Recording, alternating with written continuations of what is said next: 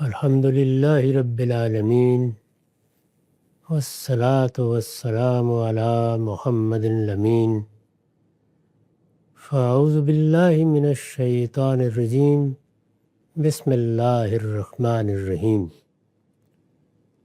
خواتین و حضرات، ہم سورہ نمل کی آیت 45 سے درس کی ابتدا کر رہے ہیں۔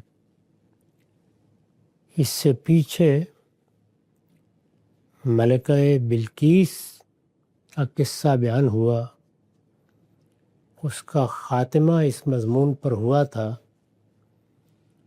کہ ملکہ پر جب حقائق واضح ہو گئے، اس نے سیدنا سلیمان کو دیکھ لیا، یہ بھی دیکھ لیا کہ اللہ تعالیٰ نے ان پر کیا عنایتیں فرمائی ہیں۔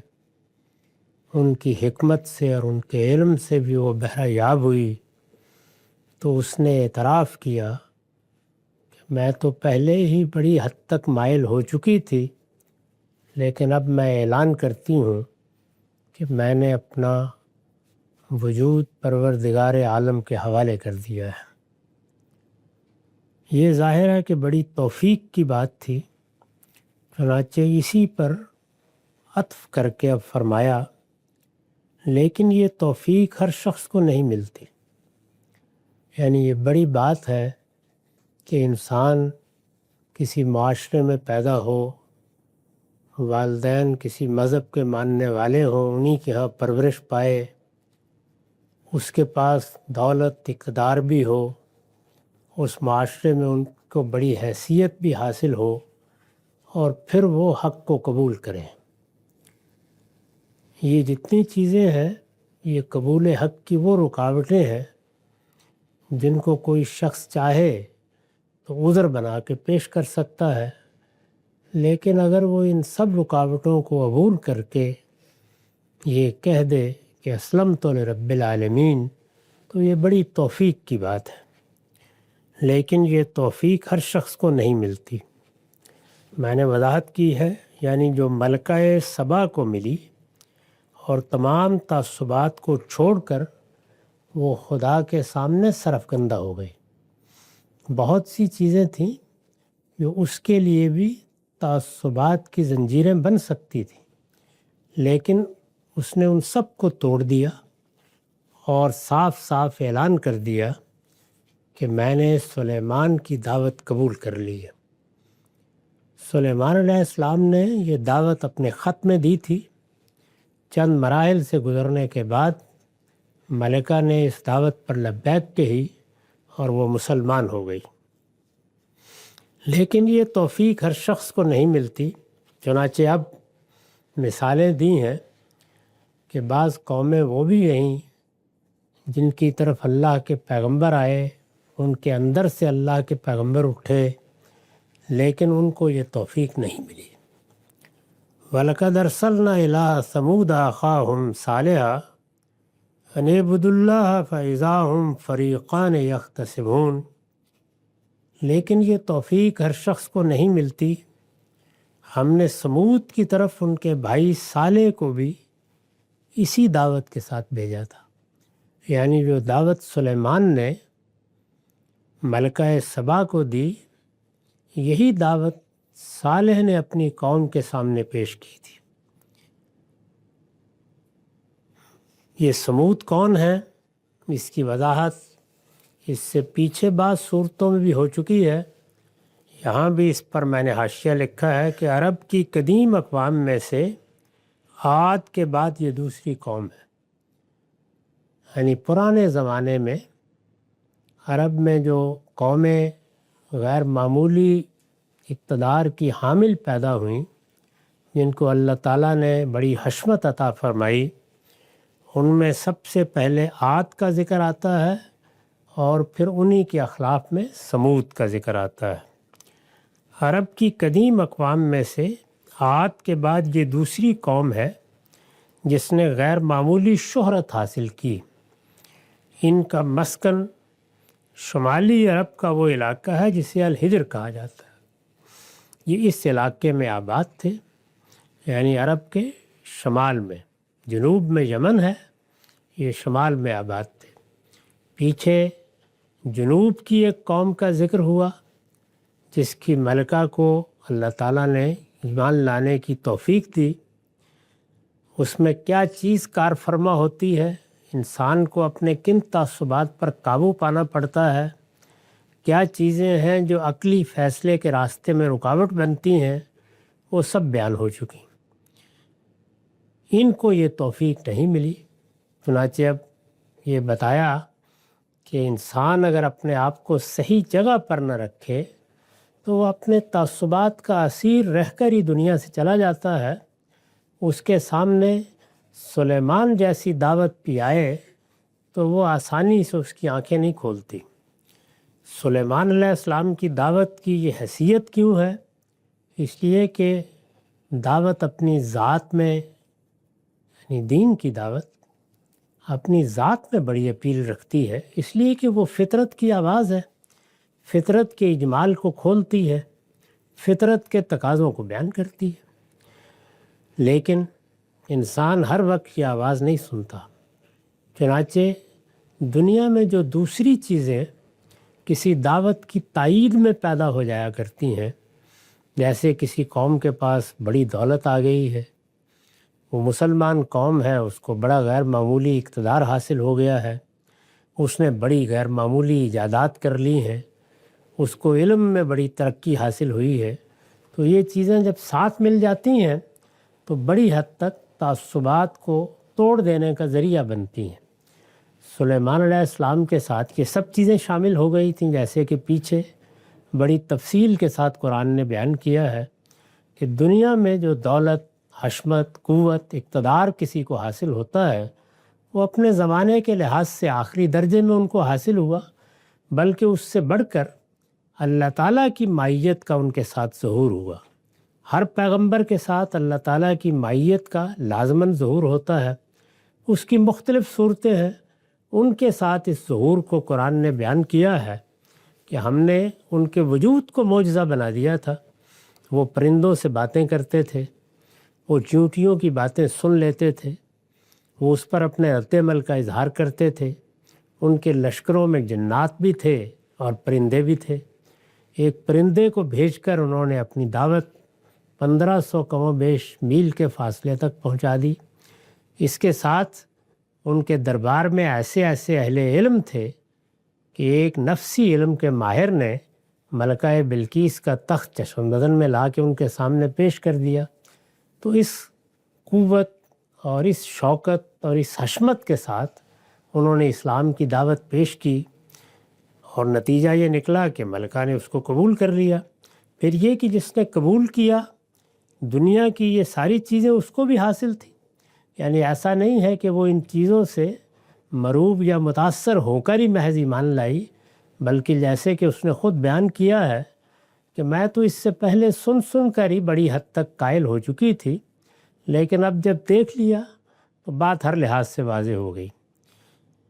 تاہم بہت سی قومیں، جس طرح کہ میں نے عرض کیا، یہ سب کچھ دیکھنے کے بعد، یعنی پیغمبروں کے ساتھ خدا کی مائیت کے ظہور کو دیکھنے کے بعد بھی اپنے موقف پر قائم رہیں۔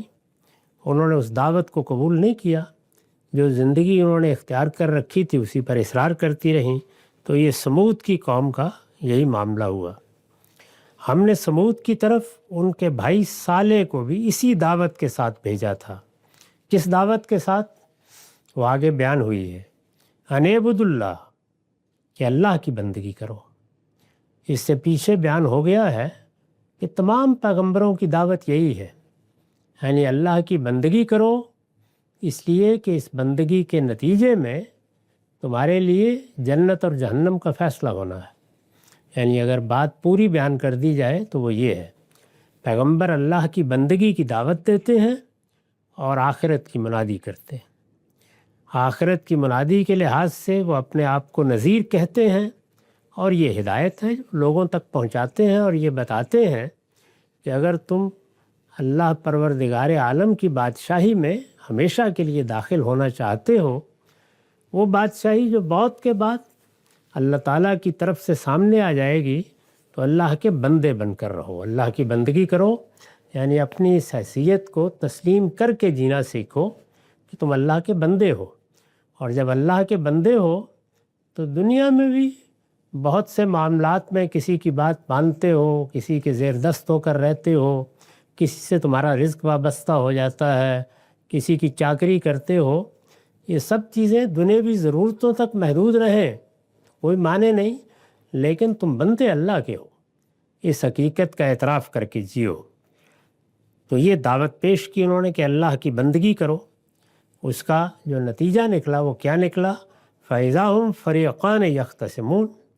کچھ لوگوں نے ان کی بات مان لی لیکن زیادہ تر نے انکار کر دیا۔ چنانچہ ہوا یہ کہ وہ دو فریق بن کر آپس میں جھگڑنے لگے، یعنی اب گویا کشمکش برپا ہو گئی۔ یہ دعوت کو پیش کر رہے ہیں، یہ اس کی منادی کر رہے ہیں، وہ جواب میں انکار پر اصرار کر رہے ہیں، اور پھر یہ انکار پر اصرار بتدریج ظلم میں، ستم میں، بغی میں، سرکشی میں تبدیل ہوتا چلا جاتا ہے۔ تو یہاں پر بھی ظاہر ہے کہ اسی کو جھگڑے سے یا مجادلے سے تعبیر کیا ہے۔ قال یا قوم لما تستعجلون بالسیئۃ قبل الحسنہ۔ صالح نے کہا، میری قوم کے لوگوں، تم بھلائی سے پہلے برائی کے لیے کیوں جلدی مچاتے ہو؟ یعنی ظاہر ہے کہ جب دعوت پیش کی گئی تو پہلے مرحلے میں تو دعوت کا جواب اعراض میں ہوتا ہے، کچھ سوالات بھی کر لیتے ہیں، کچھ اپنے اعتراضات پیش کرتے ہیں، یہ سب چیزیں ابتدا میں ہوتی ہیں، جیسے کہ رسالت مآب صلی اللہ علیہ وسلم کے معاملے میں ہوئیں۔ لیکن جب پیغمبر اس کے ساتھ انذار کو شامل کر دیتے ہیں، یعنی خبردار کرنا شروع کر دیتے ہیں کہ ہماری یہ دعوت کسی فلسفی کی دعوت نہیں ہے کہ وہ پیش کرے گا چلا جائے گا، اس کا نتیجہ نکلنا ہے، دنیا میں بھی نکلنا ہے اور مرنے کے بعد بھی نکلنا ہے، یہ انذار ہے، خبردار کر دیتے ہیں۔ اس کے جواب میں عام طور پر یہ کہا جاتا ہے کہ تم ہمیں جس عذاب سے، جس گرفت سے، جس سزا سے خبردار کر رہے ہو وہ لا کے دکھا دو، پھر دیکھ لیں گے ہم، اس کے لیے جلدی مچاتے ہیں۔ تو ہر جگہ کم و بیش یہی مضمون ہے۔ تو اس سے اوپر بیان ہوا تھا کہ لوگ دو فریق ہو گئے، میں نے وضاحت کیا، یعنی ایمان والے اور منکرین جو اس دعوت کی مخالفت میں اٹھ کھڑے ہوئے، یعنی دو فریقوں سے مراد ہے ایمان والوں کا ایک فریق اور اس کے مقابل میں منکرین کا دوسرا فریق۔ پیغمبر نے اس پر انہیں متنبہ کیا۔ صالح نے کہا، میری قوم کے لوگوں، تم بھلائی سے پہلے برائی کے لیے کیوں جلدی مچاتے ہو؟ اس کا کیا مطلب ہے؟ یعنی بھلائی سے پہلے برائی، مطلب یہ ہے کہ اللہ سے خیر مانگنے کی بجائے ہونا تو یہ چاہیے کہ انسان زندگی میں بھی، اس کے معاملات میں بھی، اس کے نشیب و فراز میں بھی اللہ سے خیر مانگے، اور اگر کسی موقع پر کسی دعوت حق کا سامنا کرنا پڑ جائے، وہ انسان کو مختلف پہلوؤں سے کرنا ہی پڑتا ہے۔ اللہ تعالیٰ کا بنایا ہوا نظم یہی ہے، اسی اسکیم میں ہم جی رہے ہیں۔ پیغمبر آ جائیں گے، دعوت حق پیش کریں گے، سامنا کرنا پڑے گا۔ خود مسلمان جماعتوں کے اندر اہل حق پیدا ہو جائیں گے، لوگوں کو دین بتائیں گے۔ کوئی قوم، خواہ وہ آج کے مسلمان ہوں یا ماضی کے مسلمان، جیسے اہل کتاب ہیں، تو ہر جگہ یہ ہوتا ہے کہ ایمان کے ساتھ کچھ نہ کچھ کفر کی آمیزش ہونا شروع ہو جاتی ہے، اسی طرح توحید کے ساتھ شرک کی آمیزش ہو جاتی ہے۔ لوگ کسی نہ کسی مشرکانہ دعوت سے متاثر ہو کر اس کا پیوند دین کے ساتھ لگانے کی کوشش کرتے ہیں۔ بدعت پیدا کرنا، یہ معلوم ہوتا ہے کہ شیطان کے لیے سب سے آسان کام ہے۔ وہ دین میں بدعت داخل کرنے کے طرح طرح کے طریقے ڈھونڈ لیتا ہے۔ تو اس طرح سے دین کی حقیقی دعوت، دین کی خالص دعوت، وہ بہت سے مسائل سے دوچار ہو جاتی ہے۔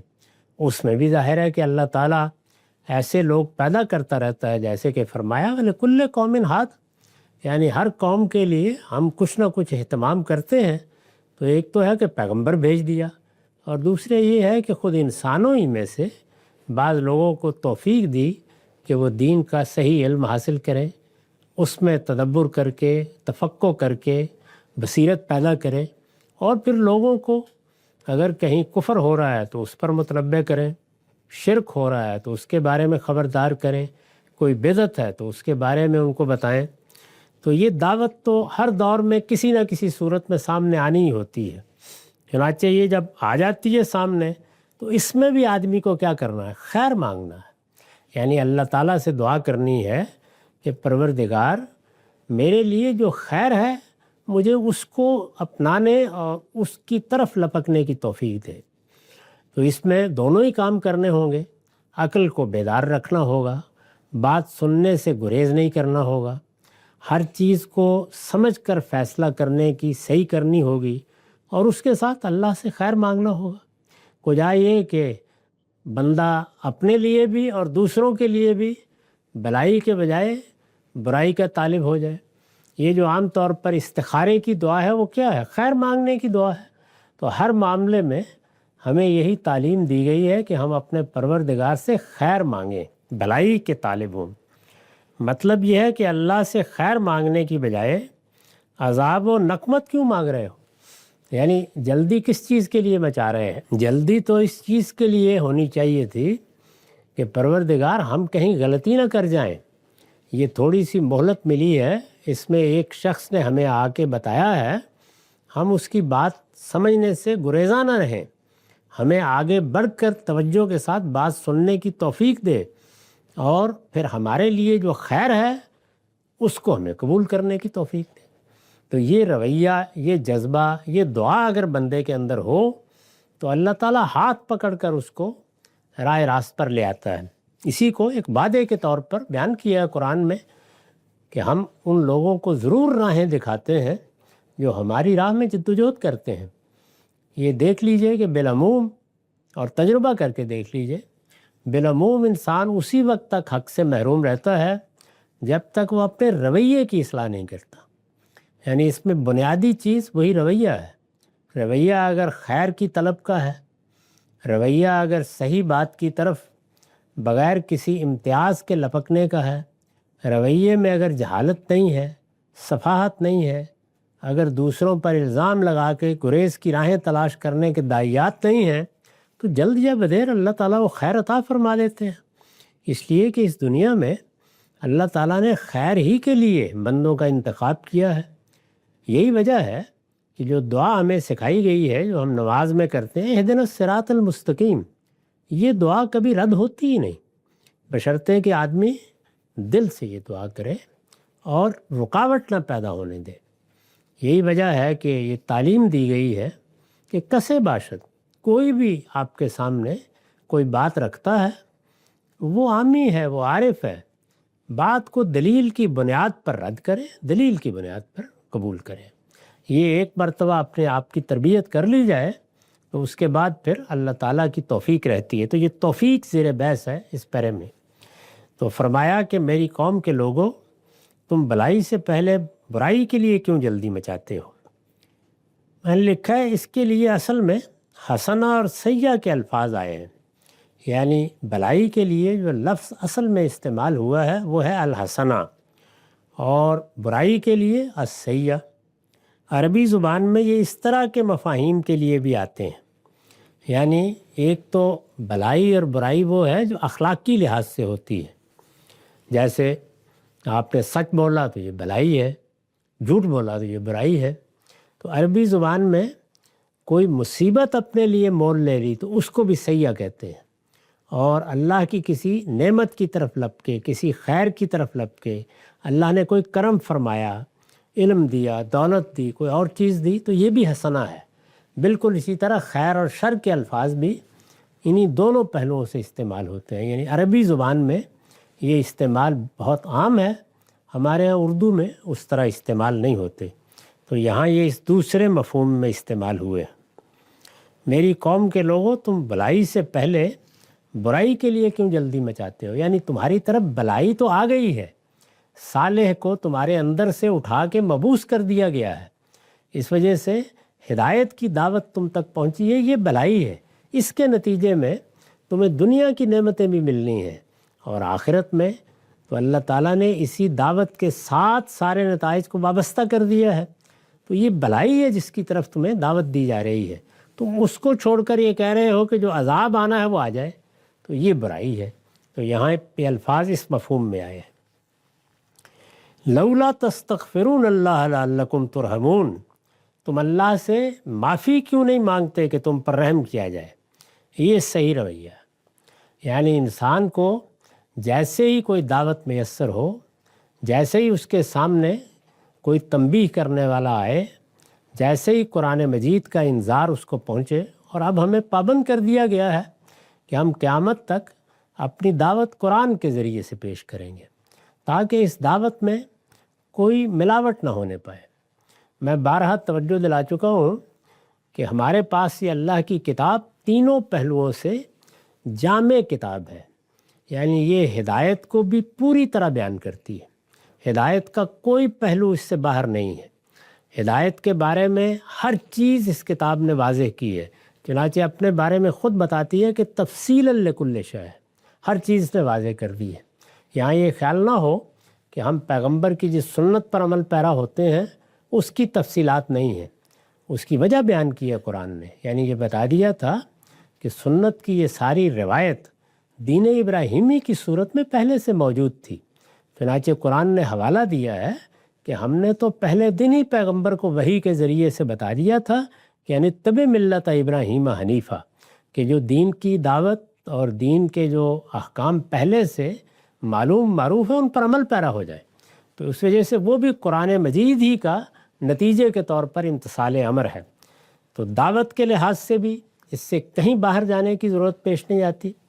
اس کے بعد دوسری چیز یہ ہے کہ اس کتاب کو جو کچھ کہنا ہے اس کے لیے استدلال کرنا ہو، کیونکہ انسان کو تو عقلی بنیاد پر ہی دعوت دی جا سکتی ہے، وہ اسی لیے مخاطب ہے، تو یہ اپنا استدلال بھی ساتھ لے کے آئی ہے، یعنی اس کو کسی معاملے میں باہر سے کسی علم کلام کی ضرورت ہی نہیں ہے۔ یعنی پروردگار کی دعوت پیش کرتی ہے تو پروردگار کو کیوں مانے اس کا استدلال بھی بیان کرتی ہے، آخرت کی دعوت پیش کرتی ہے تو اس کے شواہد بھی پیش کرتی ہے، تو اپنا استدلال بھی ساتھ لے کے آئی ہے۔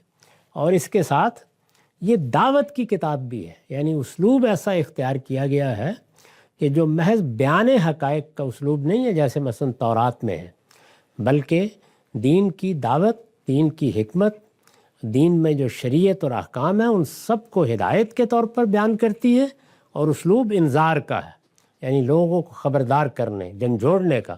کسی ایک سورہ کو بھی آپ اٹھا کے پڑھ لیجئے یا سن لیجئے، وہ پوری دعوت بیان کرتی ہے، یعنی اس میں دین کا کانٹینٹ تو ہو سکتا ہے کہ صرف توحید ہو سکتا ہے صرف آخرت بیان ہوئی ہو، لیکن دعوت کے لحاظ سے اس میں کوئی کمی نہیں ہوتی، وہ خبردار کر دیتی ہے پوری طرح۔ تو اس لحاظ سے یہ ایک جامع کتاب ہے، اور اللہ کی بہت بڑی عنایت ہے کہ اس کتاب کی یہی حیثیت ہے جس کی وجہ سے نبوت ختم کر دی گئی ہے، یعنی اب کوئی ضرورت نہیں ہے اسی کتاب کو دعوت کا ذریعہ بنانا ہے۔ چنانچہ حکم دیا گیا ہے کہ ذکر بالقرآن من یخاف وعید، اس قرآن کے ذریعے سے تذکیر ہوگی۔ اب کسی کو کوئی دعوتی لٹریچر پیدا کرنے یا قصے سنانے یا کہانیاں بیان کرنے کی ضرورت نہیں ہے، تاریخ کی جن چیزوں سے سبق لینا ہے وہ بھی اس نے بیان کر دی ہیں، اور دعوت بھی پوری کی پوری بیان کر دی ہے۔ یہ قرآن مجید کی وہ حیثیت ہے جو ہمارے ہاں فراموش ہو گئی، یعنی ہم کسی ایک پہلو سے بھی قرآن کو اس طرح نہیں دیکھتے، ہدایت کی آخری حجت کی حیثیت سے نہیں دیکھتے، اسی طرح دعوت کے لیے اس کا استعمال ہی کم و بیش ہم نے متروک کر دیا ہے، اس کے لیے قصے، کہانیاں اور خاص طرح کا لٹریچر ہے جس کو ہم سمجھتے ہیں کہ وہ دعوت کا ذریعہ بنے گا، اور واعظ حضرات جس طرح کی باتیں کرتے ہیں، قصہ گو جس طرح کی باتیں کرتے ہیں، اور استدلال کے لیے کبھی ہم منطق یونان کی طرف توجہ دلاتے ہیں، کبھی مغربی افکار کی طرف، اس کو کسی چیز کی ضرورت نہیں ہے، یہ اپنی ذات میں ایک پوری دعوت اور پورا پیغام ہے۔ تو ظاہر ہے کہ یہ جب دعوت دیتی ہے تو ہر پہلو کا احاطہ کر کے دیتی ہے۔ فرمایا تم اللہ سے معافی کیوں نہیں مانگتے کہ تم پر رحم کیا جائے، یعنی اگر تمہارے اندر تعصب نہ ہوتا تو اس موقع پر تمہیں سب سے زیادہ توجہ اس جانب ہونی تھی کہ ہمیں آج کوئی تنبیہ کرنے والا آیا ہے تو ہم ذرا اپنے گناہوں پر بھی ایک نگاہ ڈال لیں. کیا کرتوت کرتے رہے ہم، اس سے پہلے ہمارے کیا رویے رہے ہیں. وہ چیز تو ایسی نہیں ہے جس کے لیے کسی دائی کی ضرورت ہو. جس وقت توجہ ہوتی ہے تو انسان کے سامنے اپنی زندگی کھلی کتاب کی طرح آ جاتی ہے. کیا اس کو یہ معلوم نہیں ہوتا کہ اس نے لوگوں کے ساتھ کہاں زیادتی کی ہے، لوگوں کا کہاں حق مارا ہے، کہاں اپنی طرف سے کسی کی جان مال آبرو کے خلاف کوئی اقدام کیا ہے، کہاں وہ فواحش میں مبتلا ہوا ہے. تو انسان کے سامنے یہ تینوں چیزیں بالکل اسی طرح آ جاتی ہیں جس طرح قیامت میں نامہ اعمال آئے گا. یعنی انسان اپنا نامہ اعمال اس دنیا میں ہر وقت پڑھ سکتا ہے. تو اس میں ہونا یہ چاہیے کہ جب کوئی حق کی دعوت آئے، جب اللہ کی کتاب کی دعوت آئے تو انسان معافی کی طرف متوجہ ہو. یہ معافی مانگنا کیا چیز ہے؟ یعنی یہ ہے کہ اس کے نتیجے میں انسان کو یہ خیال ہوتا ہے کہ مجھے آگے اچھائی کو اختیار کرنا ہے، اور جب وہ معافی مانگتا ہے تو پھر اللہ تعالیٰ اس کو آگے بڑھ کر ہدایت کی طرف لپکنے کی توفیق بھی دیتی ہے. تو اس پیرے میں یہ بتایا ہے کہ جو توفیق ملکہ سبا کو ملی وہ توفیق ایسے ہی نہیں ملتی، اور اگر وہ توفیق اس کو ملی تو یہ اللہ تعالیٰ نے کوئی تاج اس کے سر پر اس طرح نہیں رکھ دیا کہ وہ تو مستحق نہیں تھی. اس کے ہاں وہ چیز موجود تھی جس نے آگے بڑھ کر اس کو یہ توفیق بخشی. اور پھر فوراً بعد مثال دے کے بتایا ہے کہ جن لوگوں نے یہ رویہ اختیار نہیں کیا ان کے اندر سے پیغمبر پیدا ہوا. یعنی یہاں تو پیغمبر 1500 میل کے فاصلے پہ موجود ہے، ان کے اندر سے پیغمبر پیدا ہوا اور وہ اس کی بات سننے ماننے کے لیے تیار نہیں ہوئے. اس نے ان کو یہی کہا تھا کہ اللہ کی بندگی کرو، یعنی بندگی کی دعوت دی تھی، اور اپنے گناہوں سے معافی مانگنے کی دعوت دی تھی. اور یہ کہا تھا کہ اگر تم اللہ کی بندگی اختیار کرتے ہو اور گناہوں سے معافی مانگتے ہو تو تم پر رحم کیا جائے گا. یہ رحمت ہے جو ہمیں دنیا میں بھی اللہ تعالیٰ سے مانگنی ہے، اور قیامت میں بھی یہی رحمت ہوگی. کوئی بندہ بھی یہ اعتماد نہ کرے کہ وہ اپنے اعمال کی بنیاد پر، اعمال میں بڑی غلطیاں بڑی کوتاہیاں ہوتی ہیں. جو رویہ ہم سے مطلوب ہے وہ یہ ہے کہ اپنے رب کی طرف لوٹتے رہیں، معافی مانگتے رہیں اور اس کی رحمت کے طالب بن کر جئیں. تو یہ دعوت انہوں نے دی. جواب کیا ملا؟ قالوا اطیرنا بک وبمن معک. انہوں نے جواب دیا کہ ہم نے تو تم سے اور تمہارے ساتھیوں سے نحوست ہی پائی ہے. یعنی رحمت پانے کی دعوت دی گئی، معافی مانگنے کی طرف توجہ دلائی گئی، اللہ کی بندگی کے لیے کہا گیا.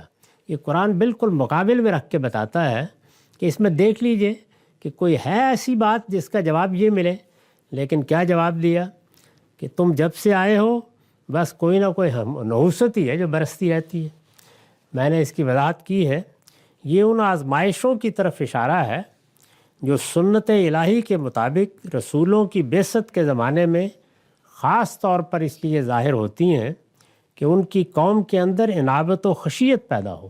یعنی جب قوم دعوت کی طرف توجہ نہیں کرتی، گریز کے راستے اختیار کرتی ہے، تو اللہ تعالیٰ کی معیت کا پیغمبر کے ساتھ کئی پہلوؤں سے ظہور ہوتا ہے. اس میں کچھ آفات بھی آتی ہیں، آزمائشیں بھی آتی ہیں. بجائے اس کے کہ وہ آزمائشیں ان کا دل نرم کرنے کا باعث بنتی، انہیں توجہ دلاتی کہ کس ہستی کے ساتھ معاملہ ہے. ان لوگوں کے ہاں یہ اسلوب سامنے آ گیا کہ یہ تو نحوست ہے، تمہاری وجہ سے آ گئی، اور وہ ان کی دعوت کی طرف متوجہ ہو جائیں. لیکن ان سے فائدہ اٹھانے کی بجائے لوگوں نے بالعموم انہیں رسول اور اس کے ساتھیوں کی نحوست قرار دیا، جو ان کی طرف سے ان کے معبودوں کی مخالفت کے باعث پوری قوم پر آ پڑی ہے. یعنی وہ سمجھتے ہیں کہ اس نے آ کے چونکہ ہمارے معبودوں پر تنقید شروع کر دی، اس نے ہمیں بتانا شروع کر دیا کہ یہ بدعت ہے، یہ کفر ہے، یہ شرک ہے، تو اس کا نتیجہ یہ نکلا ہے کہ ہم پر بھی نحوست آ پڑی ہے. تو اس کے جواب میں صالح نے کہا قال طائرکم عند اللہ بل انتم قوم تفتنون. اس سے ہمارا کیا تعلق، تمہاری نحوست سب خدا کے پاس ہے، بلکہ حقیقت یہ ہے کہ تم لوگ آزمائے جا رہے ہو. میں نے انہوں نے بتایا کہ جس کو نحوست سمجھ رہے ہو وہ تو امتحان ہے، اور وہ خدا کی طرف سے تمہارے لیے برپا کر دیا ہے.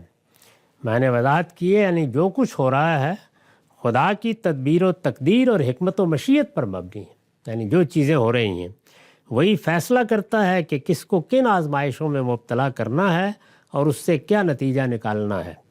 چنانچہ ان کے ذریعے سے وہ تمہیں بھی دیکھ رہا ہے کہ تمہارے اندر کچھ جان باقی ہے یا بالکل ہی مردہ ہو چکے ہو۔